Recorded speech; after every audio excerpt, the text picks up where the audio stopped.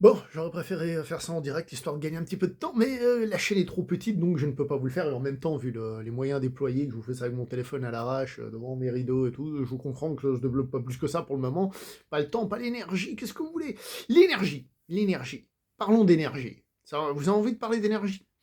La Liga a refait des siennes. Oh là là, la Liga qui fait des siennes. Mon Dieu, le jour où elle en fera plus, ça s'appellera autrement.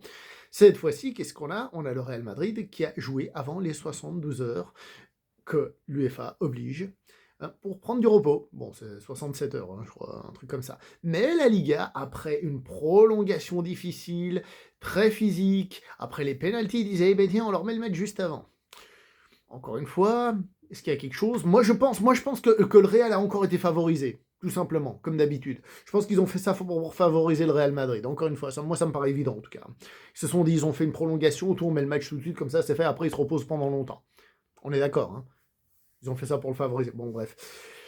Le Real Madrid, donc, qui jouait ce match avec pas mal de remplaçants, parce que, il faut pas oublier un détail, c'est que le match de l'Atlético a laissé des traces sur la fatigue, mais aussi, j'ai envie de dire physique, c'est-à-dire qu'il y avait des petites blessures, pas des grosses blessures, pas des gens qui ne pouvaient pas jouer, mais des joueurs qui n'étaient pas très en forme, comme Vini et tout ça. Donc, il y a eu des petits changements. Ancelotti a décidé de placer ce match sous le signe de la défense, c'est-à-dire bloc bas et partir en contre, en même temps avec les joueurs qu'ils ont hip-hop. Villarreal, eux, eh ben, ils ont compris hein, qu'il y avait quelque chose de physique à aller chercher. Ils ont fait un match super intense, super physique, etc., etc. Et très rapidement, Villarreal a marqué alors que le Real était dans les vapes, comme ça.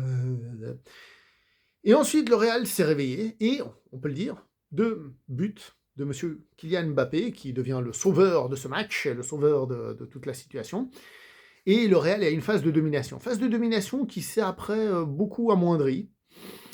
Et Villarreal s'est créé quand même beaucoup d'occasions, globalement, sur tout le match. Hein. Courtois a été très demandé, trop demandé, encore une fois. Mais globalement, l'équipe a tenu hein, défensivement, en tout cas. Mais c'est vrai qu'il y a quand même eu des frappes, des trucs, des machins. Tu dis, bon, bah voilà quoi. Et ce qui est bizarre, c'est que globalement, j'ai eu un peu l'impression de voir un match je sais pas, en fait. Je sais pas si le Real se disait, allez, on le joue à fond parce que justement on veut le gagner. Parce qu'on peut dire qu'ils étaient impliqués dans ce match, qu'ils étaient tous à fond, qu'ils ont tous essayé de partager les efforts, on va dire, tout le monde a fait son taf et tout. Contrairement au match contre le Betis où tu avais envie de les frapper tous un par un, de les mettre les uns à la suite des autres. Là, ils ont travaillé tous comme une équipe et tout ça. Mais en même temps, quand ils attaquaient, tu avais un peu cette impression de nonchalance. Vous savez, ce côté un peu. Comme si le match était 4-0, puis bon, on attaque, on essaye des petits trucs, voilà quoi. Alors, il y a eu des contre-attaques assez magnifiques, geste de Vini à un moment donné, ou alors la contre-attaque qu'on fait Vini et Mbappé, mais à chaque fois ça finissait dans le vide. Vini qui est rentré donc en cours de match, hein, et on va pas se mentir, quand il est rentré, il a un peu trop raté le pauvre, hein, hélas. Il n'est pas en forme, hein, on va dire qu'il était un peu blessé, comme on l'a dit, mais voilà. Sinon, pour calmer un peu les ardeurs de Villarreal, au bout d'un moment, qui a dû rentrer sur le terrain eh ben, Luka Modric qui rentre sur le terrain et qui, grâce à lui, on reprend un petit peu le contrôle du centre et tout. Et donc, bon, bah, tant mieux, ça permet à la chose d'être plus stable. Et là, Villarreal a eu un petit peu plus de peine à arriver à se créer des occasions, mais globalement, bah, ils s'en sont quand même créés plein, comme j'ai dit, et ça, je suis pas content du tout. Kamavinga, qu'on a un petit peu critiqué ces derniers temps, bah là, lui aussi fait son petit retour, comme quoi, une petite critique de temps en temps. Non, là, il a l'air d'être de retour, d'être impliqué, d'être à fond, donc c'est vachement cool. Hein. Donc tant mieux, il y avait besoin. Bellingham, et lui, il a tout donné sur le terrain. Franchement, il a fini, il était mort. Il faut savoir qu'après, il y a une trêve internationale. Alors d'un côté, tant mieux, parce que le Real, je pense, là, ils en ont besoin. S'il y avait eu Ligue des Champions derrière, ou n'importe quoi, match retour de coupe et tout, ça aurait été difficile. Donc la trêve internationale, d'une certaine manière, tant mieux. Maintenant, il faut voir comment les joueurs vont se gérer, et comment les équipes nationales vont les gérer, mais aussi comment eux, ils vont se gérer, parce qu'on sait par exemple que Modric, lui, va absolument tout jouer avec l'équipe nationale, et il y en a beaucoup qui sont comme ça. Donc voilà, bon, ça, on laissera ça musique d'avenir. Au passage, Asensio, le défenseur, a été convoqué par l'équipe nationale espagnole, lui qui n'a jamais joué avec les équipes inférieures de l'Espagne. Comme quoi, hein, son rôle de pompier extraordinaire de cette saison, bah ça paye. Comme quoi, malgré tout, il y a quand même des trucs qui fonctionnent de temps en temps. Bref, comme je disais, le souci que j'ai eu avec ce match, c'est que j'avais vraiment l'impression de voir un Real qui était genre comme s'il gagnait 4-0, genre on y va, mais sans trop forcer, sans trop appuyer, etc. Et en retour, Villarreal se crée des occasions sur des centres et tout, et ils avaient, comment dire ça, il y avait cette intensité, mais j'ai vraiment l'impression que si Villarreal marquait, voilà. Et la question se posait, hein, en tout cas pour moi, ça c'est peut-être moi, mon état d'esprit à moi, parce que honnêtement, ce match, ce championnat un peu pourri de partout, hein, tu te dis, est-ce qu'on va essayer de le gagner, quoi. Franchement, après le match de Ligue des Champions intense et tout, voir ce match, c'était un peu, bon, bah ok. Mais justement, les joueurs ont quand même bien répondu. Et c'est ça qui fait plaisir, c'est qu'ils ont été quand même présents. Mbappé qui a marqué ses 2 buts, Güler qui est rentré en cours de match. Il a eu 2 trucs et les 2 il s'est planté, hélas. Il y a une fois, je pense qu'il a voulu se revendiquer parce qu'il jouait pas beaucoup, donc il a eu un ballon, il aurait dû faire une passe à Mbappé, mais il s'est dit allez j'y suis, j'essaye de tirer, puis bon son tir n'a rien donné.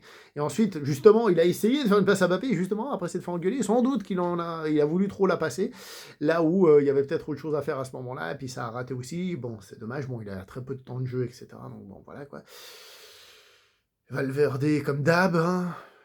Pour moi, pour le moment, hein, je le dis déjà, Valverde, c'est le joueur de l'année, hein, c'est le joueur de la saison, hein, quoi qu'on en dise. Hein.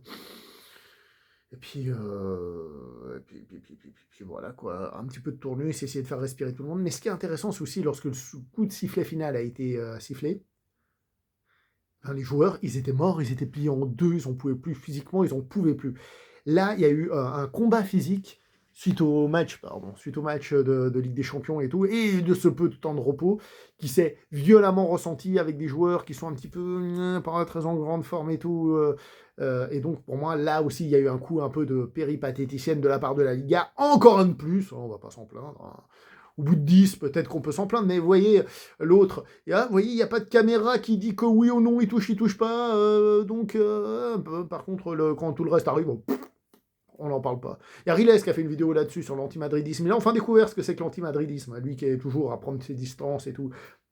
Et être très éduqué sur la chose, et il a fait une vidéo dans laquelle il s'est dit « Ah bah tiens, je découvre enfin ce qu'est l'antimadridisme ». Il parle pas espagnol, c'est pour ça, c'est parce qu'il voit pas tout ce qui se dit en Espagne et toutes ces conneries sur les émissions de télé-radio qui font beaucoup, beaucoup de mal et qui endoctrinent les gens dans le même sens, et même certains côté Madrid, hein, parce qu'il y a aussi des gens côté Madrid qui sont pas très fut-fut, hein, mais qu'est-ce que vous voulez, c'est quand on remplace le journaliste par le spectacle, et même les réseaux sociaux, vous voyez, au bout d'un moment, on ne sait plus si les gens trollent, ou s'ils sont juste totalement teubés, quoi. Et la plupart du temps, tu te dis, oui, bon, c'est peut-être juste pour troller, mais je pense qu'il y en a tellement, ça doit être des faux comptes, des bots, là, comment ils appelaient ça, l'armée numérique, là, du PSG et autres. Donc, soit c'est des bots comme ça, soit alors, carrément, c'est qu'il y a vraiment un sacré problème d'intellectuel sur cette planète, quoi, une régression, mais totale, quoi. Donc oui, il y a vraiment un problème au niveau de l'éducation des gens. Je parle même pas à football, hein, je parle de l'éducation des gens tout court sur les choses. D'ailleurs, pour ça, Riles, au passage, je profite, j'ai déjà dit sur d'autres chaînes, que je trouvais qu'il était très bien là-dessus. Même si parfois un petit peu trop. Et là, il a découvert ce qu'était l'antimadridisme, et ben voilà, l'antimadridisme, on en a plein. Bref, on a gagné, enfin, ils ont gagné, mais on l'a gagné parce qu'on est madridiste sur cette chaîne, en tout cas moi. Bah voilà, on va voir ce que fait le Barça. Atlético-Barça, ça peut être sympa. J'espère que l'Atlético va gagner. Il y en a, ils diront peut-être pas. Moi, j'espère quand même qu'ils vont gagner parce qu'il y a le match retour au Santiago Bernabéu, mais je vois pas le. C'est à Bernabéu ou c'est à Barcelone, je sais même plus. Non, c'est à Bernabéu. Mais je vois pas le Real battre le Barça, honnêtement, cette saison.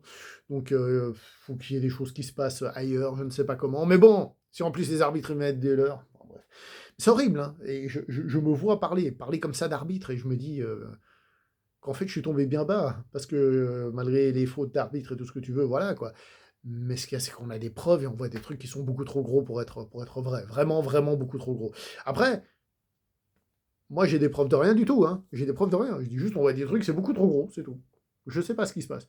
Mais il y a vraiment une organisation, en tout cas que la Liga est mal organisée, en grande partie, qu'il y a d'autres choses que le pur résultat et le pur football qui dirigent tout ça. Il y a de grandes chances aussi. Moi, je suis au courant de rien. Mais voilà, quoi. Je préfère prendre des pincettes et quand même le rappeler. Je suis au courant de rien, moi. Mais quand même, moi, je suis juste un couillon qui regarde des matchs à la télé. Mais quand même, c'est gros. Hein. C'est très gros. On voit des choses, tu te dis, soit c'est magouillé, soit c'est très mal organisé et des choses comme ça ne devraient pas exister.